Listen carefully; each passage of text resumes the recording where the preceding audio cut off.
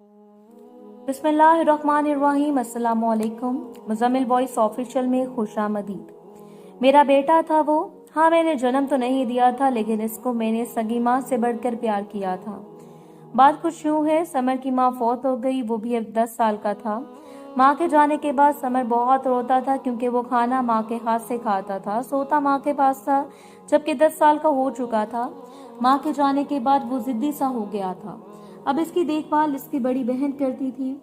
Summer अब सारा दिन अकेला बैठा रहता, जब मौका मिलता तो माँ की कब्र पर चला जाता। बड़ी बहन कहने को तो बहन थी, लेकिन वो अजीब सी थी, कुछ नफसियाती भी थी। वो समर को छोटी छोटी बात पर मारती थी। समर का दम घुटने लगा था इस घर में। 10 साल का समर मोहब्बत की तलाश में था। इसे माँ के साया मिल जाए, बाप ज्यादा ध्यान नहीं देता था। समर पे वक्त गुजरने लगा। वो स्कूल जाता था। स्कूल में इसे एक माँ मिल गई। माँ कोई और नहीं, इसकी स्कूल टीचर थी। टीचर का कोई बेटा ना था, एक ही बेटी थी। शौहर डॉक्टर था, लेकिन जालिम इंसान था, बहुत टॉर्चर करता था। खैर, वो एक अलग जुल्म की दास्तान है। समर गंदे से कपड़े पहने स्कूल आया, बाल बिखरे हुए। टीचर जानती थी समर की माँ फौत हो चुकी है। टीचर ने समर को पास बुलाया। समर डरा सहमा, चेहरे पर चोट का निशान था। टीचर ने पूछा, क्या यहाँ? आहिस्ता से बोला, वो ना, मुझे मोहल्ले के एक लड़के ने मारा है। टीचर को वो लम्हा याद आ गया जब एक बार किसी बच्चे ने समर को मारा था। तो समर की माँ दूसरे दिन स्कूल पहुंच गई थी और सबसे सख्ती से कहने लगी, खबरदार किसी ने मेरे पुत्र को कुछ कहा अब तो। लेकिन आज चेहरे पर जख्म का निशान है, लेकिन कोई नहीं कह रहा कि मेरे पुत्र को कोई ना मारे। टीचर ने पास बुलाया, अपने बैग से एक दुपट्टा निकाला और समर का चेहरा साफ किया।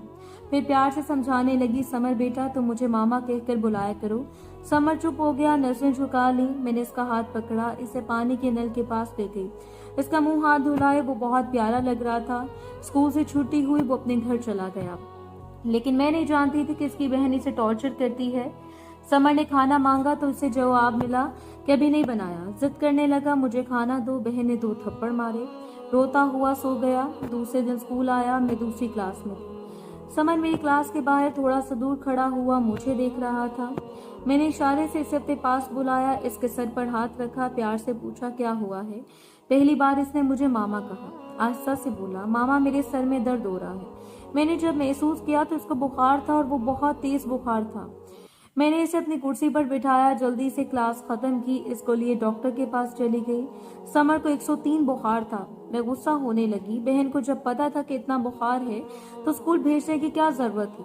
मेडिसिन ली, इसके साथ इसके घर चली गई। चूंकि हम एक कॉलोनी के थे, समर के घर पहुंची तो घर में समर के बड़े भाई भी मौजूद थे।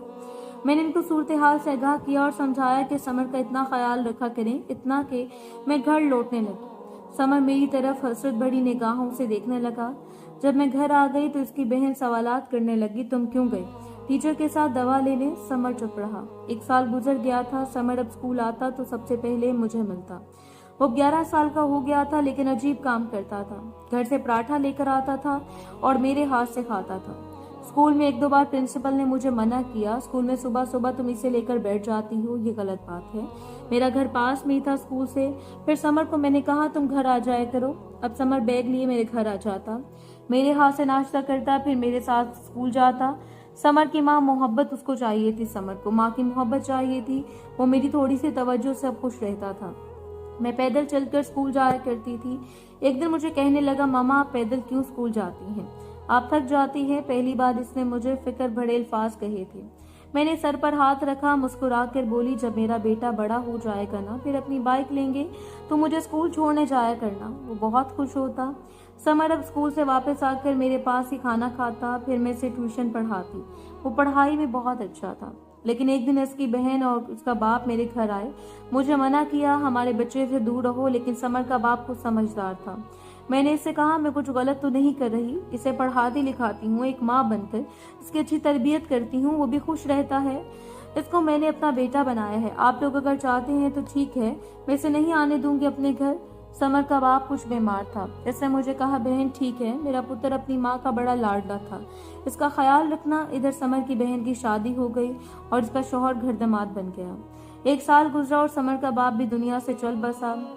समर अब मेरे पास ही ज्यादा वक्त गुजारता था। 15 साल का हो चुका था। मैट्रिक पास कर ली। मुझे कहने लगा, मामा मुझे वकील बनना है। मैंने प्यार से कहा, ठीक है मेरे बच्चे, तुम पहले FSC कर लो। इसका एक कॉलेज में एडमिशन करवा दिया, कॉलेज जाने लगा। कॉलेज से सीधा मेरे पास आता, खाना खाकर कुछ टाइम मेरे पास रहता, फिर अपने घर चला जाता। लेकिन इसकी बहन हमेशा इससे झगड़ा करती, इससे कहती टीचर के घर खाना छोड़ दो। लेकिन जब समर जवान हो चुका, वो बहन से कहता मेरी मामा है वो, इनके बिना मैं नहीं रह सकता। लेकिन बहन नफसियाती थी, वो इसे न जाने कैसी कैसी गलीज बातें कहती। समर सब कुछ मुझे बताता आकर, मैं इसे प्यार से समझाती, इससे अच्छी तरबियत करती। मैं किराए के घर में रहती थी, कुछ पैसे जमा करके एक प्लॉट खरीदा था। मालिक मकान कभी पानी बंद कर देता तो कभी बिजली। किराए लेट हो जाने की सूरत में अब घर की जिम्मेदारी समर संभाल रहा था। मैं 50 साल की हो चुकी थी और समर 18 साल का। एक दिन मेरे पास बैठा कहने लगा, मामा मुझे एक जॉब मिल रही है, आपकी इजाजत हो तो कर लूं। मैंने तो मना किया कि पढ़ाई पर ध्यान दो, लेकिन कहने लगा, मामा जान आप कब तक करेंगे, आप थक जाती हैं। समर एक होटल पे काम करने लगा पार्ट टाइम। जो पैसे कमाता मुझे ला कर देता। मैं इसे कहती मेरे बच्चे तुम अपने पास रखा करो, लेकिन वो जिद करता, नहीं मामा जान मैं इसके पैसे अलग से जमा करने लगी। एफएससी से मुकम्मल हुई तो कहने लगा वकालत में दाखिला लेते। मैं बहुत खुश थी कि मेरा बेटा वकील बनने जा रहा है। अब स्कूल से रिटायर हो गई थी। समर बहुत खुश था। मुझे कहने लगा, मामा जान आप बिल्कुल परेशान ना हुआ करें, अब हम अपना घर लेंगे। मुझे जो पेंशन मिलेगी इससे अपना घर बनाएंगे। 2 कमरे, घर का सारा काम खुद समर ने किया। वो मुझे कुछ काम भी ना करने देता। मुझे कहता, मामा वहाँ मर्द आए होते हैं, अपना आया करें वहाँ। मेरी बेटी जिसे वो छोटी कहता था, बहन से भी बढ़कर चाहता था। इसे कहता था, छोटी मामा को काम न करने दिया करो। मैं बहुत खुश होती थी कि अल्लाह ने मुझे बेटा अता किया है। लेकिन एक बात तभी भी थी बच्चों वाली कि इसकी थी कि 18 साल का हो चुका था, लेकिन खाना मेरे हाथ से खाता था। घर बनकर मुकम्मल हो गया तो बहुत खुश था।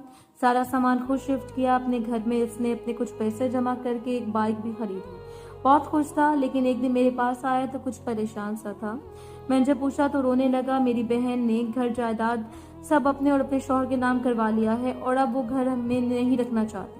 मैंने समर को प्यार से समझाया, परेशान ना हो। समर 5 वक्त नमाज अदा करता था।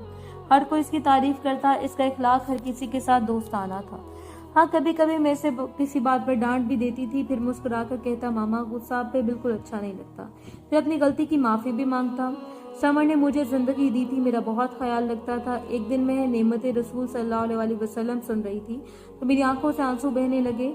समर पास बैठा पढ़ रहा था। मैं आहिस्ता से बोली, अल्लाह कभी भी बुलाएगा ना मदीने। मुस्कुराकर बोला, मामा जान बस वकील बनने दें, आपसे वादा रहा, हम मिलकर उम्रा करने जाएंगे। समर की बातें मेरे दिल का सुकून थी, मेरी ढाल बन गया था। छोटी बहन को कभी अकेले बाहर नहीं जाने देता था। इसकी उम्र अब 19 साल हो चुकी थी। मैं बीमार रहने लगी। मेरी हाई ब्लड प्रेशर हो गया था। मुझे समर पर गुस्सा आने लगा। मामा कितनी बार कहा है ना कि सोचा करो अल्लाह हमारे साथ है ना, आप क्यों परेशान होती हैं। समर 5 वक्त की नमाज अदा करता। जब मैं एक दिन बीमार हो गई, मेरा सर अपनी गोद में रखा, सर दुबा रहा था और डॉक्टर से कह रहा था कि डॉक्टर साहब मेरी मामा को मुझसे अब जुदा ना करना, मैं अपनी मामा के साथ जीना चाहता हूँ। मेरी बहुत फिक्र करता था और सच बताऊं तो इसका इतना एहसास देखकर ही मैं तंदुरुस्त हो जाती थी। फिर मुझे याद आया कि जब मेरा शौहर मुझ पर तशद्दुद करता था, मुझे बहुत मारता था क्योंकि इसे कोई और पसंद आ गई थी और मुझसे जान छुड़ाना चाहता था। फिर आखिर मुझे तलाक देकर सुरखरू हो गया। मैं समर को समझाया करती थी कि मेरे बच्चे, मर्द की खूबसूरती क्या होती है जानते हो। समर चुप हो गया। मैंने इसे बताया, मर्द का हुस्न इसका इखलाक है। मर्द की असलियत जाननी हो तो देखो कि इसका अपनी बीवी के साथ क्या रवैया है।